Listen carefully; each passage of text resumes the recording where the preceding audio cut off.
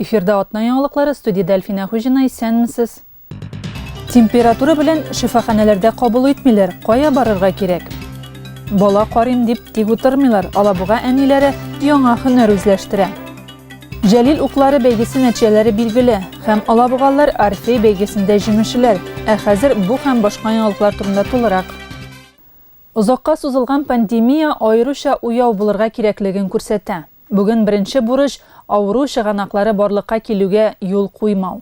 Вирус инфекциясы үсешен исәпкә алып, Алабугада салкын тидереп авыручыларны беренчел һәм кабаттан кабул итү ковид госпитале бинасында үткәрелә башлады. Ул бала тудыру йорты бинасында урнашкан. Биредә авыруны диагностикалау буенча барлык чаралар үткәрелә. Дәвалау билгеләнә, больничный лист ачыла. Табиблар билгеләп беткәнчә кискен респиратор вирус инфекцияләре билгеләре белән бары тик шушы үзәккә мөрәҗәгать итәргә кирәк. Шәһәр сырхауханәсендә һәм аның филиалларында участок табиблары ОРВИ билгеләре булган пациентларны кабул итмиләр. Пациентлар өчен беренчел карау өчен 3 кабинет, кабат кабул итү өчен тагын 2 кабинет эшли. Кирәк булган җиракта кабинетлар санын арттырачаклар. Биредә үз регистратурасы һәм шишүне бүлмәсе эшли. Ул арада үзенең сәламәтлегенә салкын караган һәм тиешле кагыйдәләрне үтәмәүчеләрне тикшерүләр дәвам итә. Шулай соңгы атнада Алабугада рейдлар барышында битлек режимын үтәмәгән һәм санитар-эпидемиологик нормаларны бозган өчен 145 беркетмә төзелгән. Шәһәрдә 7 ял урыны тикшерелгән. Закон бозу очраклары 2 кальян тарту нокталарын эшләвен ачыклады. Шулай ук җәмәгать туклануы урыннары, кафе һәм рестораннар эшчәнлеге буенча кичке рейдлар үткәрелде. Алабуга районында 23 сәгатьтән соң барлык биналарда ябык һәм төнге вакытта эшләмәгән. Билгеләп үтик, бүгенге көндә кафе һәм рестораннарның эш вакыты үзгәрде. Татарстанда җәмәгать туклану урыннарының эш вакытын төнгә кадәр озайттылар. Татарстан министрлар кабинетының тиешле карарына республика премьер-министры Алексей Песошин кул куйды. Шулай итеп, 15 ноябрьдән кафе, рестораннар һәм барлык барлар 23:00 түгел, төнге 12:00 ябыла. Шул ук вакытта җәмәгать туклану йортлары үз эшен элеккечә 6:00 башлап җибәрергә тиеш. Алабуга районы полиция бүлегендә шәһәрдә элеккечә үк ял итү биналарында һәм җәмәгать туклану урыннарында санитар таләпләрнең үтәлешен контрольдә тотачаклар дип хәбәр итәләр.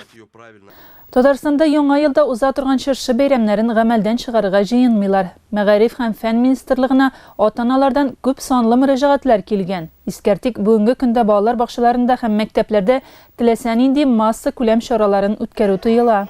Әмма бу яраткан һәм көтеп алынган яңа ел чыршылары гамәлдән чыга дигән сүз түгел. Аларны төркемнәр буенча балалар бакчаларында, шулай ук сыйныфлар яки параллель рәвештә мәктәпләрдә Роспотребнадзор күрсәтмәләренең катгый үтәлеше белән үткәрү планлаштырыла. Илнең төп чыршысы Кремль быел пандемия аркасында үткәрелмәячәк. Татарстан президент чыршысы булачак, әмма кайбер шикләүләр белән. Кулланучылар хокукларын яклау һәм кеше иминлеге өлкәсендә күзәтчелек федераль хезмәтенең республика идарәсе мәгълүматлары буенча чыршыда кунаклар саны шикләнәчәк, мәҗбүри битлек режимы булачак.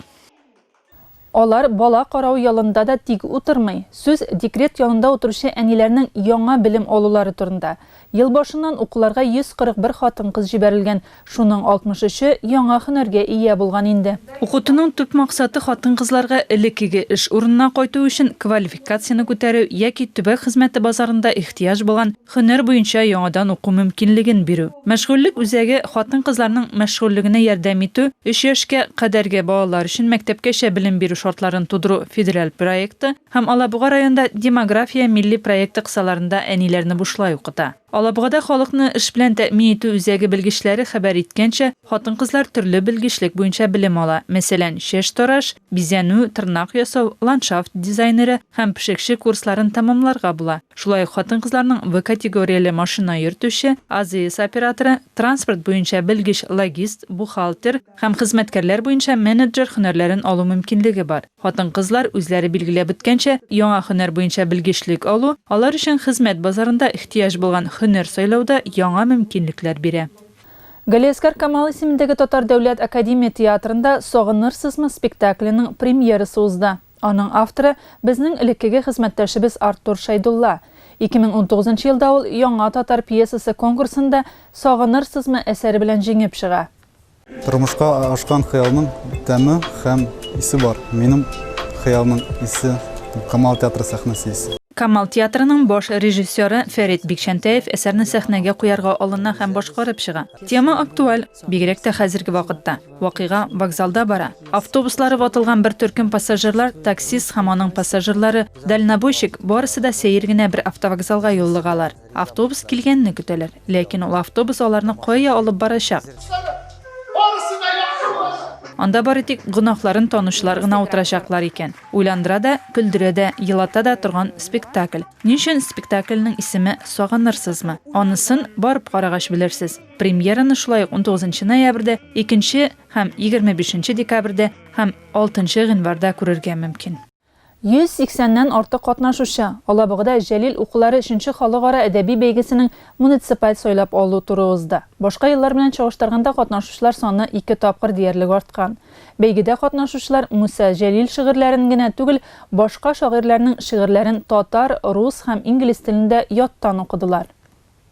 Сөйгәненең яугырында ятып калуымы аңа көч биргән. Туган җирдә яшәп, җиң сызганы, көнне төнгә ялгап эшләгән. Башка ярлар аңа күренмәгән, Худайга ул гомерен биргән.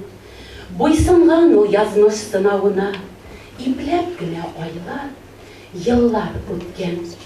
Эш баламны ышыр кош итеп, мин ышырдым иркен далага.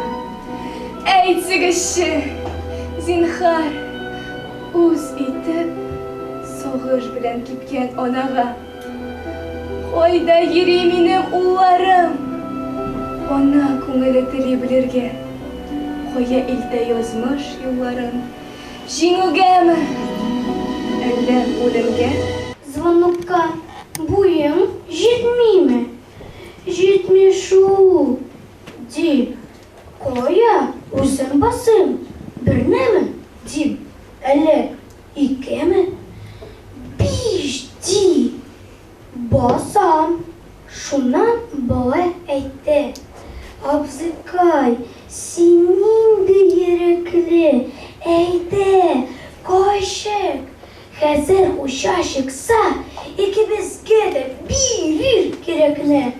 Һәр чыгыш үзенчәлекле, аларны тыңлаганда тоткынлыкта да кешелеген югалтмаган зат өчен горурлык хисе тоясың. Ә татарлар өчен Җәлил милләт горурлыгы да әле. Үзәк китапханәдә Җәлил укулары 3нче халыкара әдәби бәйгесенең муниципаль сойлап алу туры узды. Бәйгедә катнашучылардан 183 видеоролик килгән. Шуның 117се рус телендә, 60-ы татар телендә, калганы инглиз телендә сөйләгән. Жюри 2 көн буе төрле яклардан килгән видеоларны карап, гадел бәя бирергә тырышкан. 30 катнашучы 2нче зона турына үткән.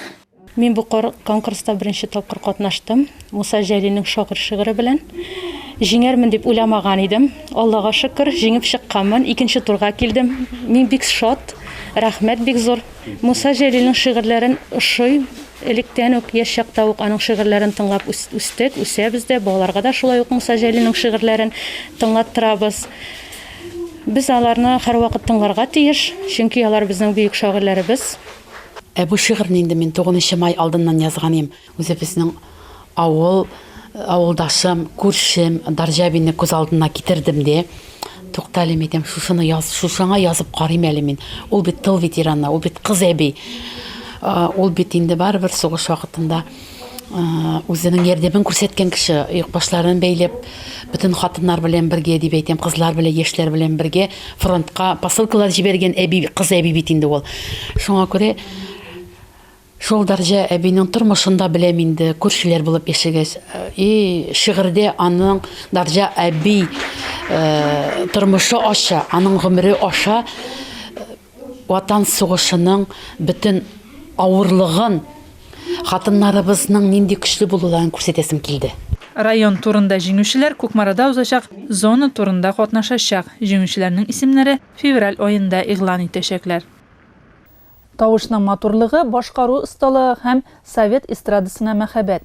Алабуга сәнгать күллияте студентлары һәм укытучылары Орфей 2020 3нче халыкара фестиваль конкурсында җиңү яуладылар. Конкурс эстрада һәм опера җырчысы, композитор, СССРның халык артисты Мөслим Магомаев истәлегенә багышлана. Биредә Россиянең төрле төбәкләреннән һәм чит илләрдән иң көчле җырчылар катнашты.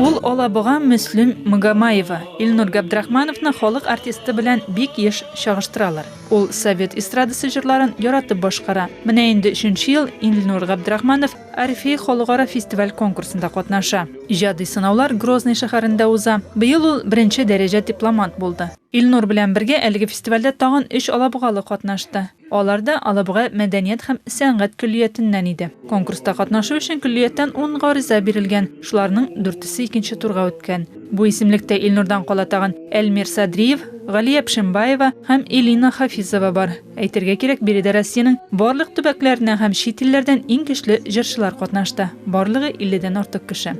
Җиңү тырышканга килә.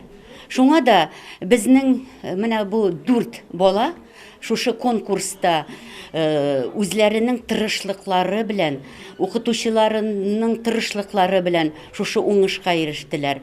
Альмир белән Илнурның инде бу 2нче тапкыр бу конкурста катнашулары һәм инде алар бу конкурсның нәрсә икәнен белеп бардылар. Ул бик көчле конкурс. Инде миңа руководитель буларак ул конкурсның оештырылуы ошый. Аның оештыруда Грозненский колледж культуры и искусств эшли. Һәм без аның директоры белән һәр вакыт аралашып торабыз. Аларның тәҗрибәсен без өйрәнәбез. Һәм инде шуңа да бәлки без менә шушы конкурска ныклап, җентекләп, нишкәртеп бер нәрсәне әзерләнгәнгә шундый уңышка ирешкәнбездер дип уйлыйм. Сүз уңайыннан дипломатлар әйтүенчә, алар инде бүген үк Арфей 4нче фестиваленә әзерләнәләр. Яңа максат лауреат булу яки гран-при алу. Табигатьтә кышкы салкыннар башланды. Күпләр кышны бик көткәндер мөгаен. Уларда синоптиклар быелгы кышта кайсы айның иң салкын булачагы билгеле булуын әйтте. Декабрь иң салкын ай булмас, иң салкын ай гыйнвар булырга мөмкин. Декабрьдә һава торышы норма кысаларында булачак, уртача -8, -9 градус тирәсе булачак. Гыйнварда һава температурасы норма чигендә, бәлки түбәнрәк тә булыр, уртача -11, -12 градус тирәсе диялар. Ә менә кышның икенче яртысы февраль-март җылы булыр дип белдерә белгечләр. Инде һава торышы нинди генә булмасын, янәшәдәге күршеләребезгә, дусларыбызга, туганнарыбызга ягымлырак булыйк. Мин Әлфинә Хуҗина сезнең белән киләсе очрашуларга кадәр сау булашам, үзегезне саклагыз.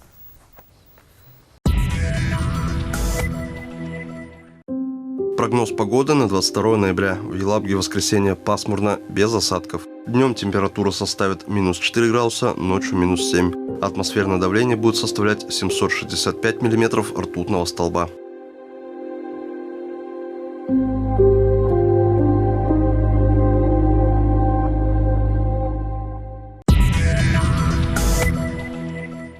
Впервые в Елабуге с 20 по 29 ноября Новосибирский цирк Ушленд с программой «Империя хищников». Цирк расположен ТЦ «Мираж». Детям до 4 лет бесплатно. Цирк отапливается.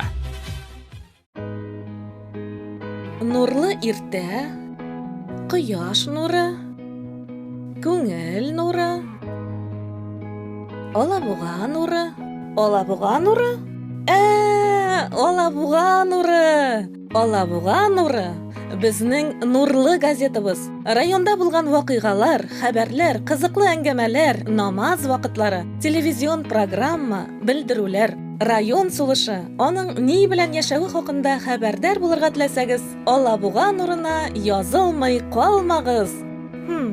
Алабуга нуры. Кызык.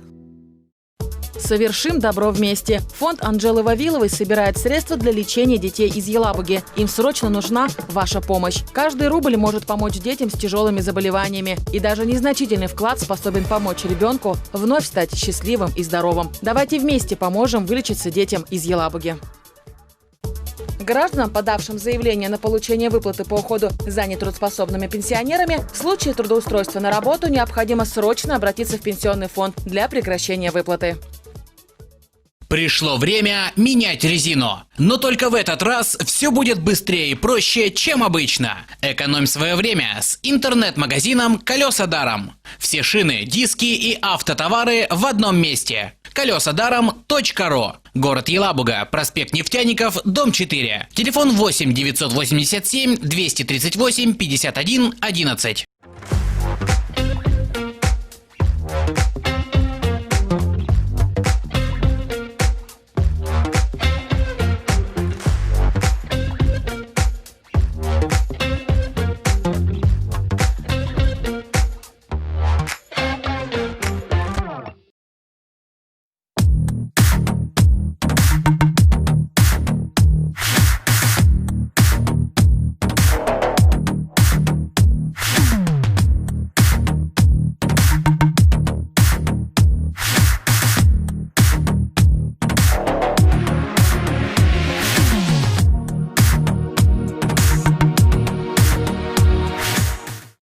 Нет возможности оплачивать по кредитам или имеются просрочки? Компания «Финансовый юрист» поможет освободиться от непосильных долгов. Бесплатная консультация по телефону 8 904 719 90 20.